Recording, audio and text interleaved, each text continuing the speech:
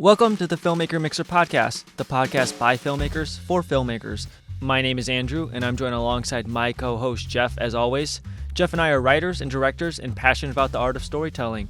Filmmaker Mixer is a creative hub where aspiring and established filmmakers come together to share experiences, insights, strategies, and inspiration. This episode is sponsored by Gemini Crown Tech, software for all of your production needs. Stay tuned for more information later in the show. Hello, everybody. This is the Filmmaker Mixer podcast, and today we are chatting with Cameron S. Mitchell and David T. Mitchell about their new documentary, Disposable Humanity, which at the time of the recording of this podcast, you guys just screened at Slamdance this past weekend, right? Yeah, it's still going on right now. We had our world premiere on Friday. Awesome. And our second screening this weekend. So yeah, it just happened, and no one had ever seen it until then. So wow. Very exciting. Well, guys, welcome to the show. I'm anxious to talk about your film. Yeah. So, just for some context for those who may be listening who aren't aware of the film, Cameron, why don't we start with you? Describe what your documentary is about. Yeah, so Disposable Humanity is about my family's 25 plus year journey researching the Nazi Aktion T4 program. We first find out about it in the 90s. My parents are disability studies professors, and this has been really a lifelong project and passion of mine. I basically see my first gas chamber when I'm 9 years old. Wow. We are in Germany, and they're presenting on the history of American eugenics. And somebody in the audience stands up and says, "Do you know that they did this not far from here?" So, of course, being academics, filmmakers, we grab a camera and go there and film it. And this makes their short film, World Without Bodies. Fast forward over a decade later, I'm graduating college as a filmmaker. And the first thing I do is I turn to my dad and I say, "You want to go back and make a feature version of the film and visit not just Bernburg, which is the place we went 20 minutes outside of Berlin, but go to all 6 T4 memorial centers." And, for the unindoctrinated, T4 stands for Tiergartenstrasse 4, which is the address of the administrative building that the Nazis would grade medical forms at. And you were graded, your medical form was graded with a red plus or a blue minus if you were to be killed or if you were to live. And it was graded by 3 physicians that would each see the markings of the previous physician. So very complex and buried history. This program ends up training the staff that is transferred to the death camps at Auschwitz. And the staff of T4 even designs the death camps of the Holocaust. And then we also have the invention of the gas chamber technology itself in this program. And disabled people are being killed the entire time leading up to, during the Holocaust and through 1945, basically, because of eugenics. This fervor that swept the world. It wasn't just Germany, it was the United States. We actually, the United States inspired the Nazis with our own forcible sterilizations. The Nazi site California, actually, as inspiration for the second law that they pass after they come to power, which is the law for the sterilization of the hereditarily ill. And they cite the success of forcible sterilizations in California. California goes on to have 20,000 sterilizations by the 1960s. The United States had 60,000, over 60,000 sterilizations total. So yeah, it's a big subject. It's a big topic. It's revelatory. It's history that we didn't grow up with. But through the power of film, now we can access this and share it and start to understand it, hopefully. Well, David, let's flip over to you for a second. I'm curious, what was the collaboration like in terms of this being a family project? How did the two of you work together, and how did you bring your both of your creativity to bring this vision to life? How did that collaboration work? And was it difficult? It wasn't particularly difficult. I mean, we were there We did most of the principal shooting over the course of 2.5 months in one summer in Germany. And because we had always integrated our children, we have Cameron's our son, and we have a daughter, Emma, and we consider ourselves a disabled family. We returned to Germany numerous times, and we tended to bring our children with us. So they were included in our own filmmaking process. So we already had a feel for what it meant to make film together. And then by the time Cameron graduates and is much more astute and aesthetic and Cameron's and film knowledgeable, it was, an opportunity to take the entire project up to another level. And we've written about this topic, published on it, so on and so forth. But writing, is a very kind of slow, glacial, digestive process. And I think Cameron's skill gave us an opportunity to get this out to the world in a more kind of condensed visual package that is much more, to the sensibility of contemporary audiences. I also think it's about capturing the actual spaces. It's one thing to read about T4 on a page, but it's an entire thing completely to be in the same room as a descendant of a victim who's gone back into the past, found out that maybe their relative's name was changed due to stigma, that they have to request the birth certificate and the death certificate just to figure out, oh, my relative was killed in the T4 program, because the stigma creeps so deeply and is still very much alive in the contemporary now. So the film is very much as much about the present as it is about the past. It's not a typical historical industrial documentary. It's very much about how the past invades the present. Well, I'm curious, Cameron, you were talking about, capturing the spaces and capturing the people properly. One of the things as a documentary filmmaker you have to do is make your subjects feel comfortable so they can really dig deep and go to those emotional places. Did you have a strategy for that in terms of interviews and things like that when you were covering the subject matter that you used to help make your subjects feel okay to talk about these things? Yeah, well, I think first of all, it's a big difference to have a filmmaking team enter the space with wheelchairs involved, physical apparent disabilities. I think there's an at ease settlement that happens immediately from the point that we arrive on the set in the space.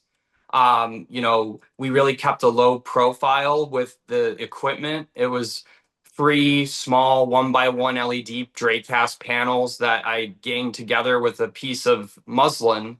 And that was our lighting setup for all of these interviews. It was really just a key, and then I would use window light as a fill, or I really like wrapping that key light, and keeping people in the natural space. It's all about feeling these spaces in the film. The sound's very important. We don't use sound blankets because we want people to feel the reverberance of what it feels like to be in these memorials, these gas chambers. It's very different. The film is very much about the importance of physical space, and the space that you're in and maintaining that space, and recognizing it for what it is, right? Because, in the very beginning of the film, you're introduced to this concept that there's this big band concert going on, and it's on the grounds of Grafneck, which we find out they scattered the ashes of the victims on the grounds of Grafneck. So really, to one of the descendants' points, the whole area of Grafneck is a cemetery. So it's that palimpsest, that uncanniness of being in that space. I think the disabled perspective really helps us navigate it in a way that we've never seen before. This film is really a first of its kind. Well, And I well, Dave, think also just, interviewing people depends upon their own position. I think memorial directors are in general looking for audiences. They want to be able to show the memorial, tell the story of the memorial itself, but they have a certain kind of neutrality that they try to set up between themselves and the subject matter. And then there are psychiatric hospital, workers who are much more, have much more trepidation about whether or not we mean them well or not. So going in as a disabled family, I think gave a sense that people could kind of trust us with the materials, and even if they didn't trust us, they needed to let us in. And that was an important way of getting into the space and going where we needed to go in order to make the film. Makes sense. Makes sense. I'm also curious, David, as you both mentioned when we started the podcast, that you worked on this for a number of years. Right. When you make a film, especially a film that you live with for so long, it does have an effect on you. You take something away, from that process. I'm curious how making this film for you, David, and then I want to hear you as well, Cameron, how making this film affected you and maybe changed your perspective on the subject matter or just life in general. Yeah. But I think, when we had made the short film originally, A World Without Bodies, we edited it in our living room. And I think at some point we realized, okay, maybe this wasn't a completely good idea because our daughter could sing the names of the killing centers. Oh, wow. Um, and, so that had a significant impact and effect. And we had to realize that that's more than just kind of knowing your history. There's a kind of osmotic effect of kind of bringing it into you and making it part of yourself. And I think that Cameron's way of shooting the film is particularly important because you get that sense that people can kind of understand and live with this history, that the history is incredibly important. It doesn't have to undo you, and yet it kind of illuminates certain aspects of your life as a disabled person that you'd always suspected were there kind of in the fringes or on the corner. And then you know, you realize that they've been there for a very long time. And they're coming to the surface in you. So it's like looking at yourself through history and then back into the contemporary space. Oh, interesting.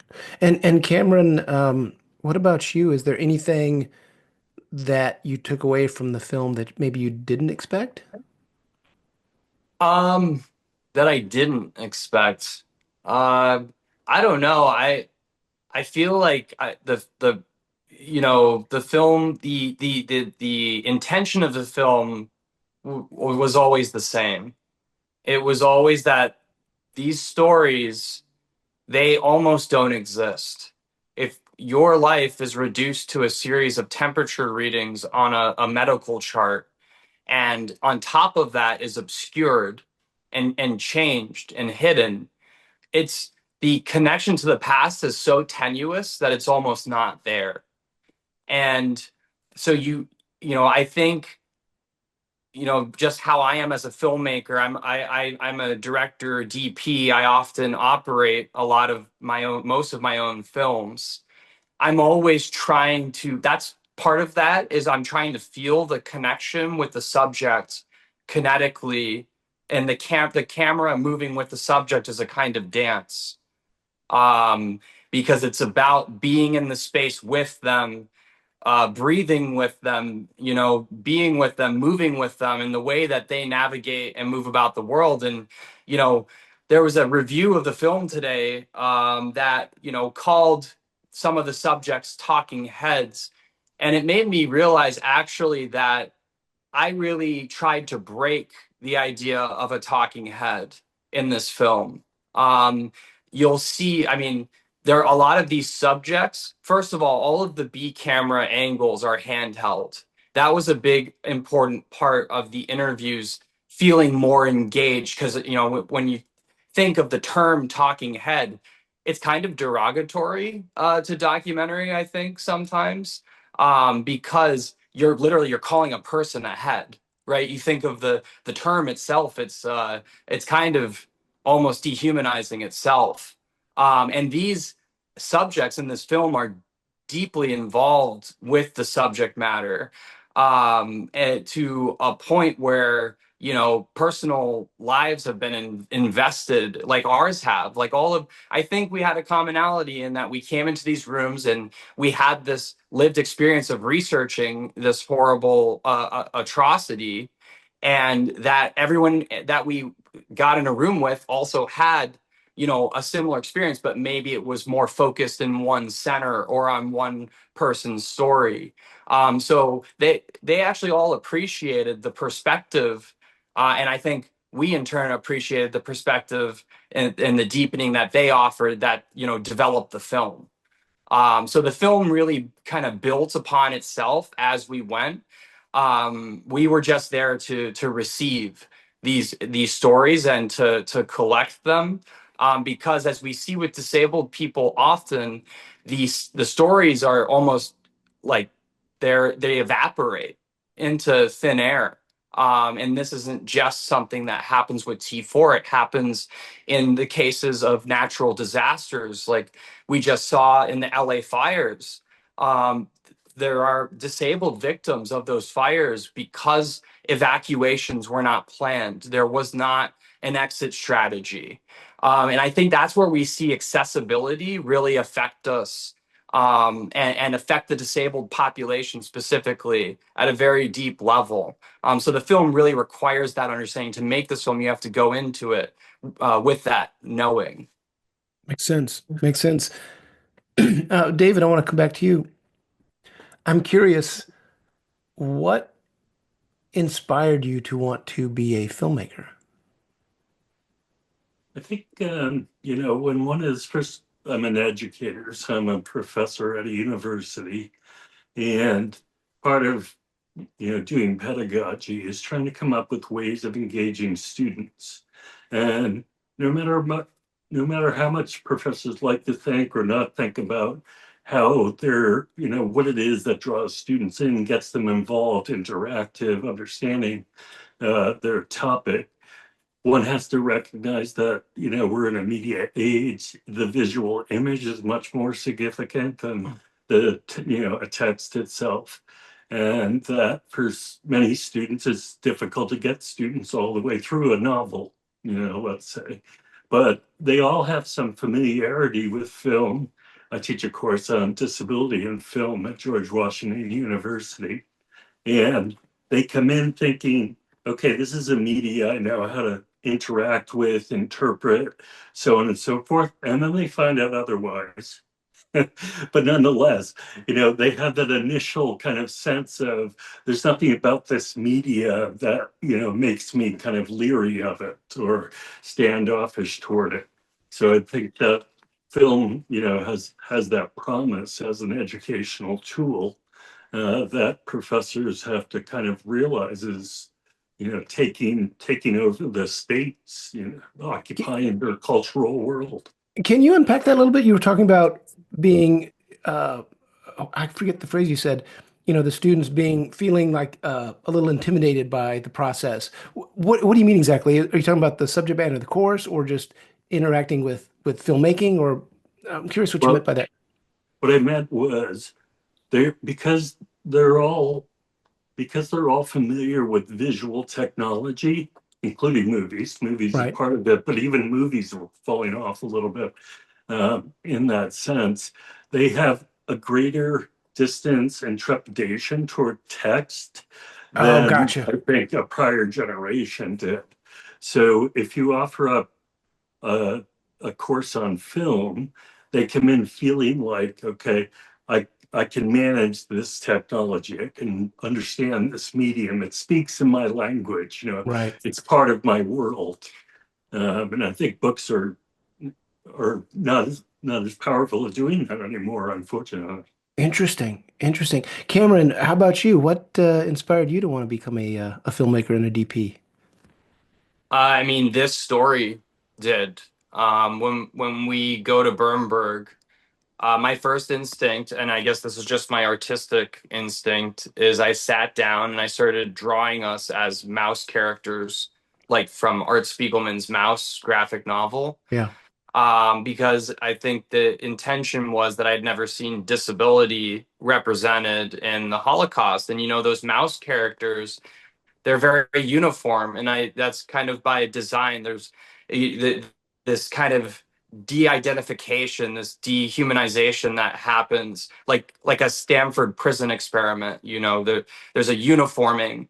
And so, drawing my sister and my dad in a wheelchair as mouse characters, now there's, an added representation. And then you're going to a T4 center instead of, a death camp. So, and we learned that this really did catalyze the Holocaust. And I think I even understood that at 9 years old, and it made me realize the power of representation and holding space for something, because there really had been no space in my mind before. I actually struggled to feel understood at school, and like my friends could really understand my family, and the kind of interdependence that we had, and how we navigated the world.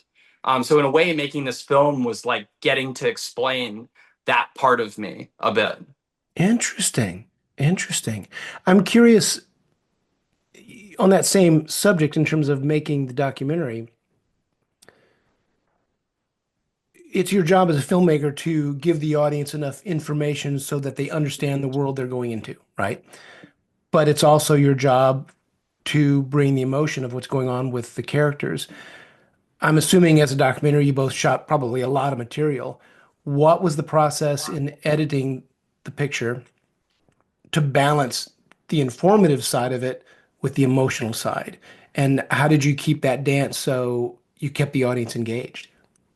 Well, so my dad was a subject. He didn't shoot. It was me and Ryan Hamaker was the B camera operator. So Ryan and I ran all departments. We were camera, we were sound, lighting. It was and then we had my family, and we were all in this van, and we drove around Germany for 2 months. With the two wheelchairs, a manual ramp, to get in and out of the van because they didn't have an accessible van. And it was stick shift, and only Ryan knew how to drive stick shift. So Ryan ends up being not only our B camera operator, swing, sound technician, but also our stick shift driver. Um, so really, cannot sing Ryan's praises enough for the help making the production portion of this happen. But yeah, so that was really our system, and connecting with these subjects, portraying them, fully feeling them as humans and their connection, and then also through them feeling their very human connection through these documents, right? And through family genealogy, right? Through also family oration, like just talking about or not talking about, in a lot of cases, these stories. It was really fascinating to navigate that, because I don't think I've encountered a type of story like that as a filmmaker before, where you and the subject are both trying to get at this person in the past, and no one know, like, there's really not much to go off of.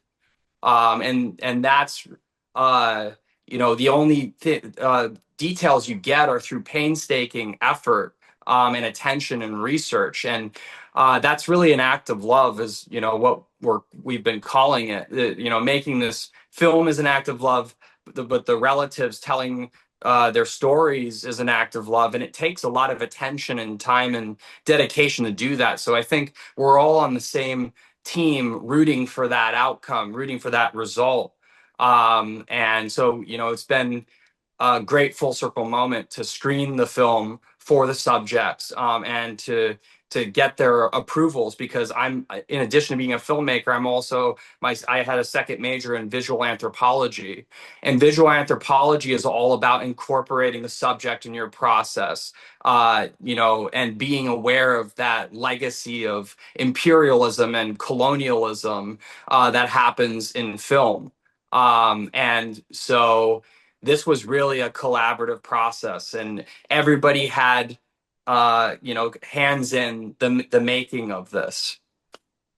Let me just add to that real quick. Out of what Cameron said, we're always looking for different models, ways of thinking about the film and how to best shoot it. And we had spent some time with Claude Lanzmann's Shoah, which is a very significant Holocaust documentary film. And Lanzmann has incredibly moving direct testimonial of people who survived the camp, and their stories are shot over neglected spaces that have not been memorialized, that are growing in, the fences are falling down, so on and so forth. The prisoners have destroyed all of the barracks where they were forced to live, so on and so forth. But we had something very different. We had physical spaces that were still intact. All of the mass killing apparatus, one could still see it and witness it directly. And yet we have no people, we didn't have any stories to tell because nobody survived T4 who went into it. Well, we had stories, but they weren't being told there were no survivors of T4. If you were in T4, it means you entered a gas chamber, because that's what T4 was. So yeah, Yeah. you know. But what I was getting at is that it took 3, 4 generations of family member hunting down what happened to a family member who disappeared during World War II, but they didn't necessarily know how or why they disappeared. And so that act of kind of tracing that out, because I think what the Nazis tried to do was they tried to create a kind of extinction of a species of human that they didn't want to interact with or see in the world anymore. And these genealogical efforts by family members, and I think it's very significant that the film turns upon so many of those key stories, were ways of kind of refusing that act that the Nazis sought, which was that desire for extinction, that eradication from the human record of certain kinds of human beings. And so that's, a very important aspect of the telling of the picture. Well, before we wrap up, as we mentioned earlier, at the time of this recording, you are both at Slamdance. How's the reception been? It's been incredible. Slamdance is this is my third Slamdance official selection. Oh, I nice. had I had a narrative short in 2020 called The Co-op. I had a doc short distributed by PBS American Masters in 2023 called Elsa, and now I have my first feature film, Disposable Humanity, at Slamdance in its first year in Los Angeles. So there's just like a huge amount of change and lots going on. And what's really incredible about that is just the environment here is so different from Park City. Oh, It's sure. it's it's really accessible. Unlike Park City, there's no snow, there's no ice, so you don't have to worry about getting anywhere. And it's not, and it's also not in the basement of the Treasure Mountain Inn anymore. Uh, Yeah. we're on a sound stage now, so it's new digs for Slamdance, and I think it couldn't come at a better time to bring attention to this amazing festival that champions indie filmmakers, and also in the heart of LA, which really needed a major film festival like Slamdance to do that. Yeah, yeah, yeah. It's actually interesting to me, now that they're in LA, I'm curious how it's going to change and how it's going to adapt. But being right there in the middle of where the business is it should be a good thing, I think. So, any idea when the public's going to be able to see the film? I know you just premiered, so you're on the festival circuit for a while, but down the road, do you think when do you think it's going to be out? Yeah, so right now it's on the Slamdance channel. It's only going to be there for a week, so it might not even be there by the time this interview posts. But then we go to DocUtah, so it will be in Utah, And then, we're waiting to hear about what our next festival is. And we are also waiting to hear about our distributor. We, don't have a distributor yet for this film. Even though it's gone viral on TikTok, there's a review of the film that has 250,000 likes on Wow. it, and a million views. So I think, now is the time for this film. Eugenics was international. These things don't happen in silos. They kind of happen all at once. And what do you think you'll be up to next? Well, definitely for the next year promoting this film. I have several scripts in development for narrative features. That's kind of the thing I want to do next is I want to make a narrative feature centering a disabled, multiple disabled characters. Because again, like I'm gonna keep making these films until I see this representation done authentically, because I think Disposable Humanity is a testament to authenticity in filmmaking and what the disabled community has to offer from that experience. I haven't mentioned this in this interview, but some of the reviewers are getting this wrong. I am disabled. I am not apparently disabled. I have sleep apnea. I'm neurodivergent. I have a spinal cord injury. I have, arthritis. I deal with things as a camera operator that are actually very stigmatized to talk about, because camera operating is a very physical job, and there's all of these questions about it. Are you capable? They screen, background and ask them, do you have any back injuries in case they're going to do stunts? So I work in an industry that's highly stigmatized. So I'm looking to put that out there more, and to help producers realize that these perspectives matter and they're worth accommodating, they're worth working with, and that we can do this work and we can make great work that can transcend any notions of what you think disability is. Makes sense. Makes sense. So for people who want to follow your work and the film, how do they track you guys down? Are you Instagram, websites? How do we find more about what you're up to? Yeah, so the film's Instagram is at Disposable Humanity. We're also at Disposable Humanity on TikTok. Most importantly, to bring a screening to your area, go to the website www.disposablehumanity.com, sign up for our mailing list, and put in your zip code or your country where you are. That will let us know that that's where the demand is and that's where we need to bring the film to do screenings with the community. And then other than that, my handle on Instagram is Cameron Makes Movies, and I think Dad, yours is your David T. Mitchell. DT Mitchell. Mhm. Yeah, with Facebook. with one L. Well, very good. Well, one last question, and then I'll let you guys go. I know you're at the festival. David, how is it making films with your son? That's got to be amazing.